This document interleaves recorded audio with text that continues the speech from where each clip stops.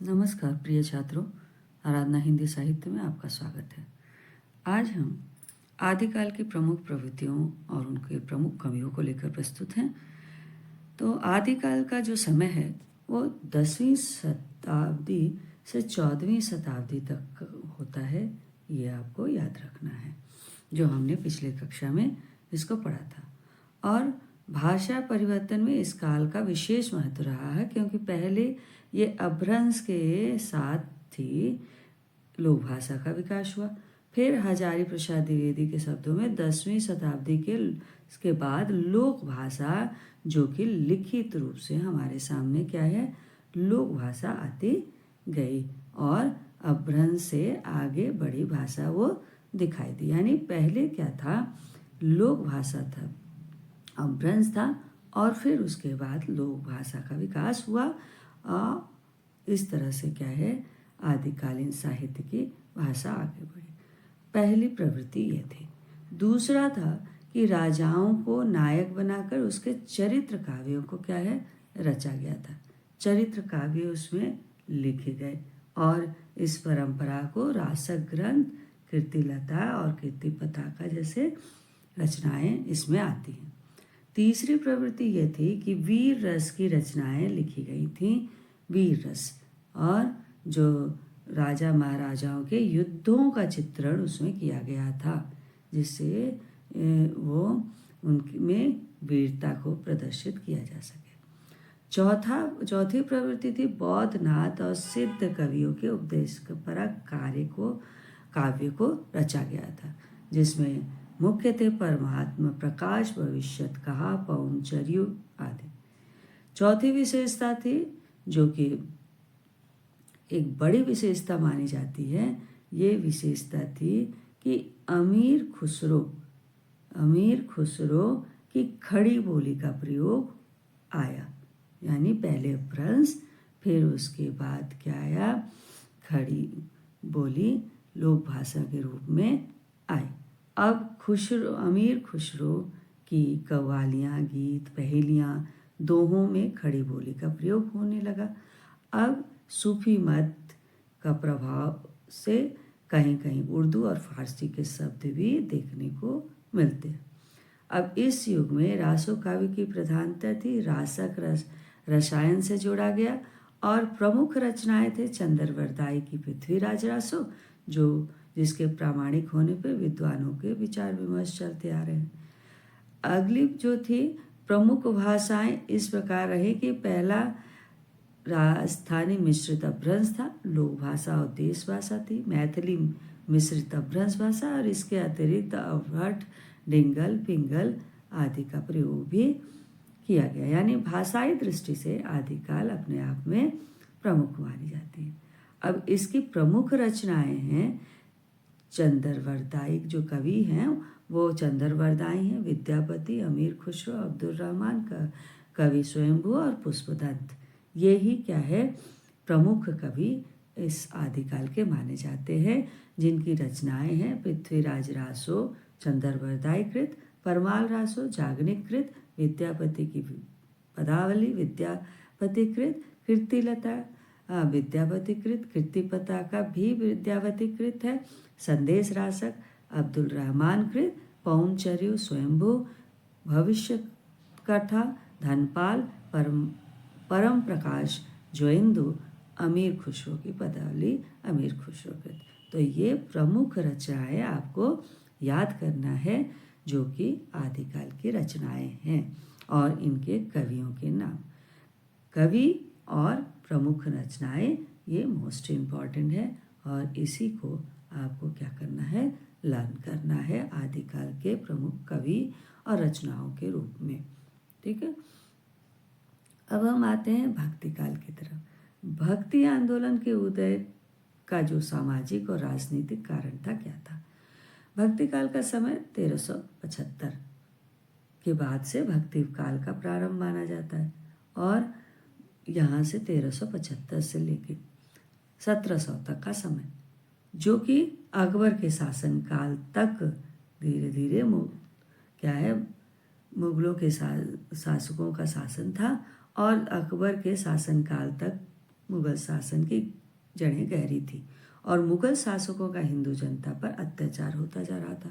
तो उस समय हिंदू मुसलमान मिलजुल कर रहते थे, आपस में विवाह संबंध भी हो जाते थे।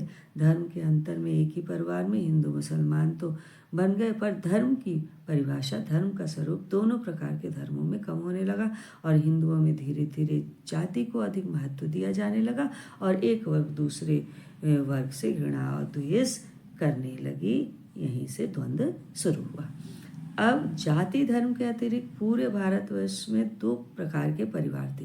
पहला राजा महाराजा सुल्तान अमीर सामंत साहूकार का वर्ण था, और जो प्रचुर मात्रा में धनी और स्वच्छंद जीवन जीने वाला था। दूसरा वर्ग था क्या है, श्रमिक, नौकर, छोटे दुकानदार, ये जो गलियों के छोटे छोटे मकानों में रहते थे।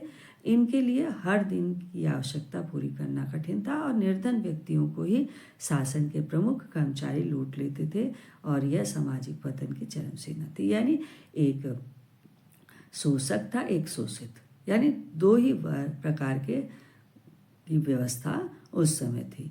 धर्म के नाम पर साधु पंडित केवल खोखला दिखाकर आम व्यक्ति को लूटा करते थे। यानी एक शोषक वर्ग था, एक शोषित वर्ग था जो उसका शोषण कर रहा था।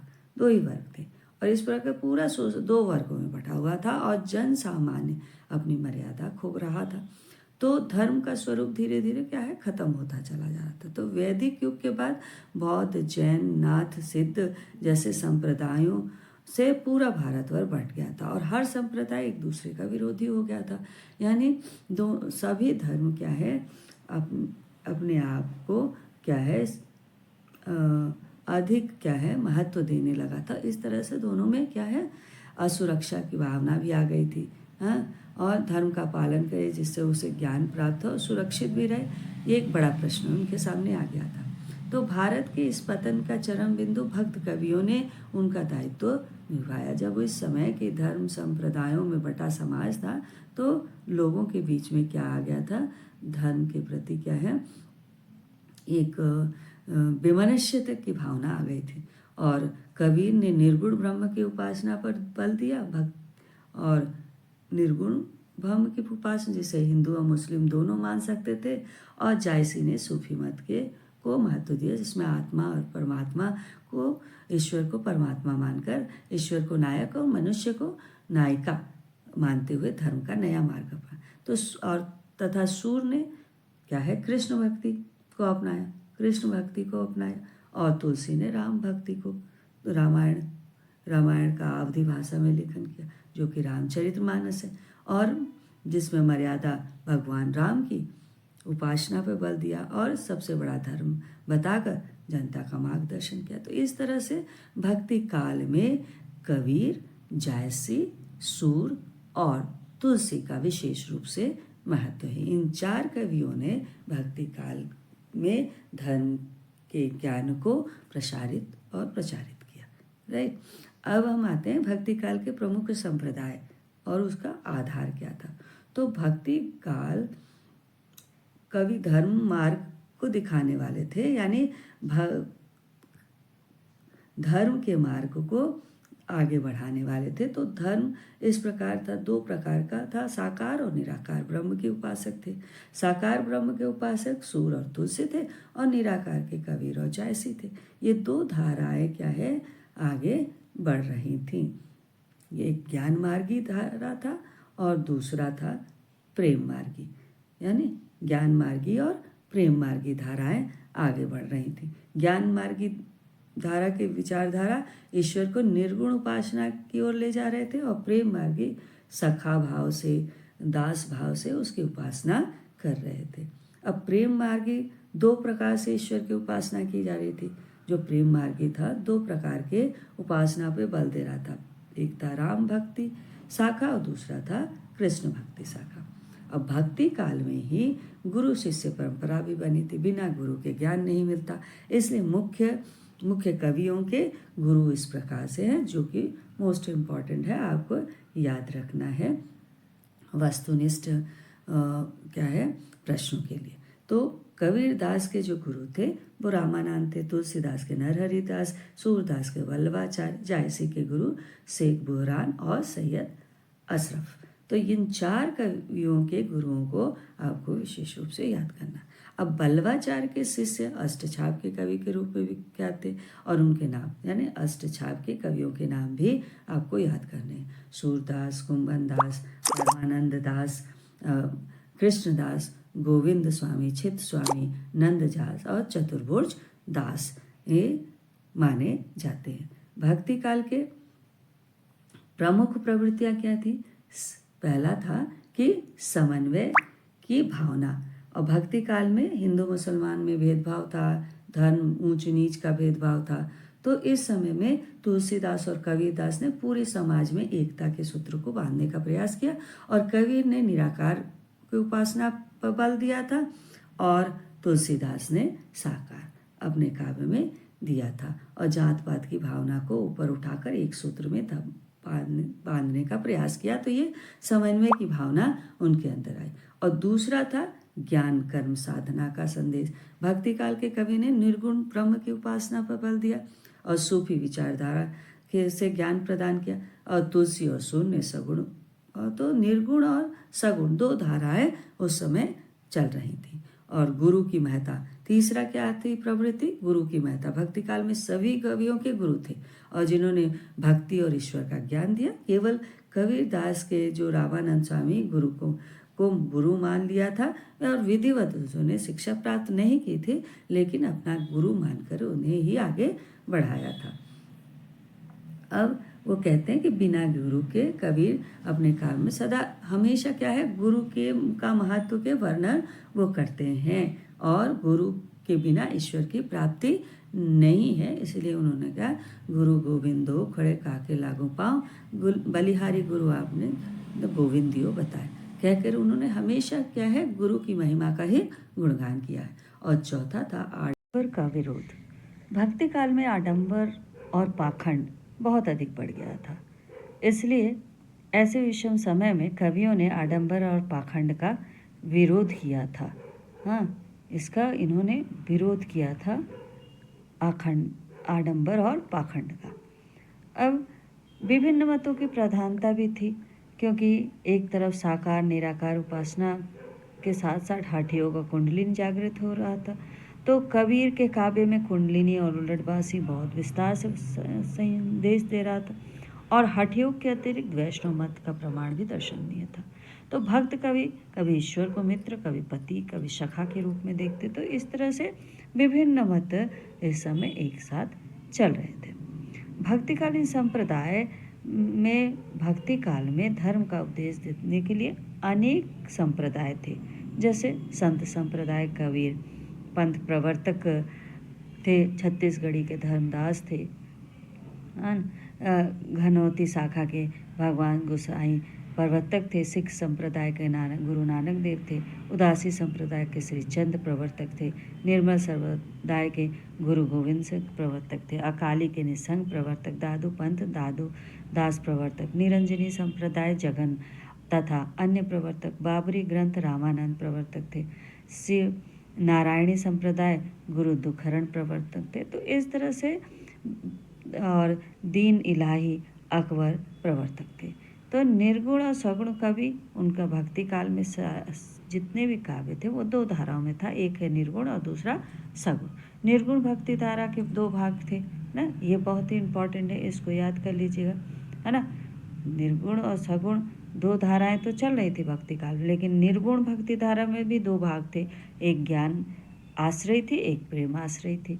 और सगुण भक्ति धारा में भी 2 थे कि वो थे कि राम भक्ति काव्य धारा और कृष्ण भक्ति काव्य धारा।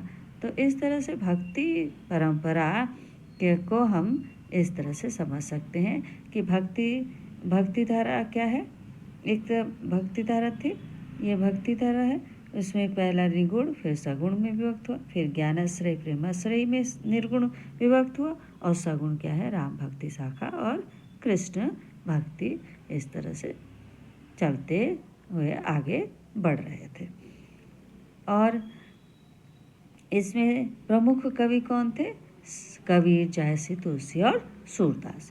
निर्गुण कवि और उनके काव्य, उसमें भी हमें देखने को मिलते हैं कि निर्गुण कवि और उनके काव्य में ये सारे कवि देखने को। कबीरदास ने अपने ईश्वर को राम कहा, किंतु उनके राम दशरथ पुत्र राम नहीं थे, बल्कि निराकार राम थे। कबीरदास ने कुंडलिनी जागृत कर ईश्वर को पाने के लिए मार्ग बताए। इस तरह से रहस्यवाद का संकेत भी यहाँ काव्य में मिलता है। और कबीर की प्रमुख रचनाएं थी साकी सबद और रमेनी। और जायसी जो थे तो वो सूफी काव्यधारा के प्रमुख कवि थे माने जाते हैं, जिन्होंने सूफी मतानुसार ईश्वर की आराधना पर बल दिया।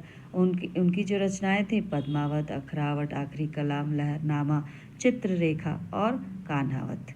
इस तरह से कवि जायसी की रचनाएं इस तरह से प्रसिद्ध थे। अब सगुण कवि और उनके काव्य थे। सगुण में थे सूर और तुलसीदास। अब सूरदास कृष्ण भक्त थे और कृष्ण का उन्होंने चित्रण किया था, है ना, बाल्यकाल का चित्रण किया, उनकी लीलाओं का चित्रण किया था। और उनकी प्रमुख रचनाएं जो है क्या है, सूरसारावली, सूरसागर, साहित्य लहरी में संकलित है। नल, दमयंती और व्यालो भी 2 रचनाएं हैं। मुख्य रूप से सूरसारावली, सूरसागर और साहित्य लहरी को याद कर लीजिएगा। अब तुलसीदास जो है, तुलसीदास ने भगवान राम को आदर्श पुरुष मानकर एक आदर्श स्थापित किया। उनकी प्रमुख रचनाएं थी रामचरितमानस, रामलला, नच्छों, वैराग्य संदीपनी, वरवे रामायण, पार्वती मंगल, जानकी मंगल, रामाज्ञा प्रश्न और दोहावली। अब रीतिकाल के सामाजिक और सांस्कृतिक पृष्ठभूमि ये था कि इसका समय हमें याद करना है कि इसका समय 1701 से लेकर 1900 तक का समय था, जो कि रीतिकाल या श्रृंगार काल कहा जाता था। क्योंकि इस काल में क्या है, जो कविता की जो रीति थी वो 2 प्रकार के काव्य की तरफ थी। 2 प्रकार का, एक रीतिवत थी, एक दूसरा रीतिमुक्त थी, है। अब निर्गुण और सगुण संतों के प्रयास से भक्ति काल में सामाजिकता तो जागृत हो गई थी, लेकिन वह रीति काल में आते आते वो समाप्त हो गई थी। क्योंकि जो राजा थे, भोग विलास का ये युग था और शोषक और शोषित, राजा और प्रजा जो थे विलासिता में डूबते थे। दरबारी कवि उनकी प्रशंसा और रुचि करते थे श्रृंगारिकता के साथ, और कला वासना पूर्ति का साधन भी बन गई थी। स्त्री का मात्र भोग विलास की वस्तु माना जाता था। तो इस तरह से ये पूरा समय जो था श्रृंगार रीतिकाल में सामान्य रूप से नायक बने घोर श्रृंगार में डूबा हुआ प्रतीत आ रहा था। और इस समय अधिकांश कवि राजाओं के आश्रित थे और जो रीतिबद्ध होकर श्रृंगार पर काव्य रचते थे। परंतु एक वर्ग था जो कि राजाओं पर आश्रित नहीं था, वह अज्ञात के प्रति प्रेम करता था और वियोग श्रृंगार रस की कविता लिखता था। और ऐसे कवियों में घनानंद जैसे कवि आते हैं। इस समय की भाषा मूलतः अवधी और ब्रज, 2 तरह की भाषाएं इस समय चल रही थी एक बराबर, और कुछ प्रादेशिक दिग जैसे बुंदेलखंडी, राजस्थानी और कहीं कहीं फारसी आदि का प्रभाव भी देखने को। रीतिकालीन प्रवृत्तियां और परिप्रेक्ष्य। रीतिकाल में प्रमुख काव्य दरबारी संस्कृति से प्रभावित थे, इसलिए राजा की विलासिता और रुचि को देखते हुए वो लोगों ने क्या किया था, श्रृंगार परक क्या है काव्यों की रचना की थी। श्रृंगार परक जित काव्यों की रचना की थी और इसलिए इसे श्रृंगार काल कहा। और जो कवि रीति मुक्त या दरबारी नहीं थे, उनके काव्य में प्रेम की पुकार दिखाई देती थी। अब इसलिए इस काल में क्या है, संयोग श्रृंगार और वियोग श्रृंगार, 2 तरह के रस, श्रृंगार रस की प्रधानता थी।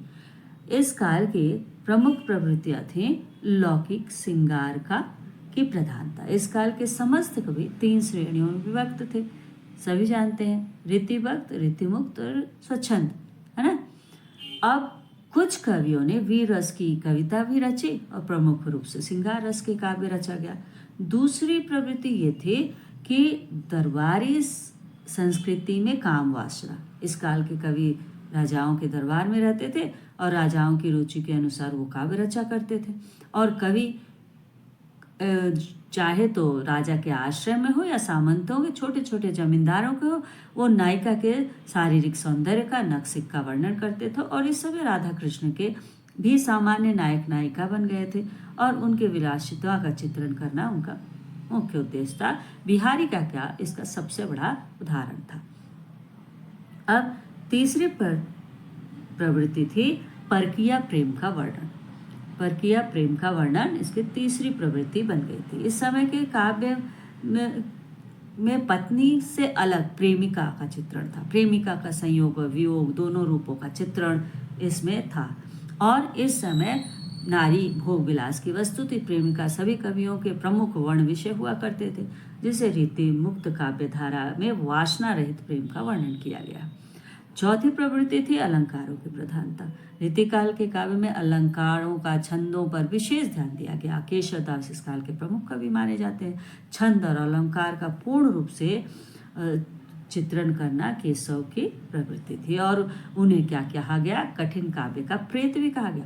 केशव की रामचंद्रिका में संपूर्ण रूप से अलंकारों का प्रयोग है और इसके उनके अतिरिक्त बिहारी मतिराम ने भी अलंकारों का प्रयोग किया। और पांचवी प्रवृत्ति क्या थी? मुक्तिक शैली का प्रयोग। इस काल में क्या है? दोहा, सवेया, कविता की रचना की गई थी और बिहारी के दोहे में सबसे अधिक लोकप्रिय हुए, क्योंकि वह बिहारी का गागर में सागर क्या है? बिहारी की को कहा जाता है, क्योंकि वो कम शब्दों में क्या है?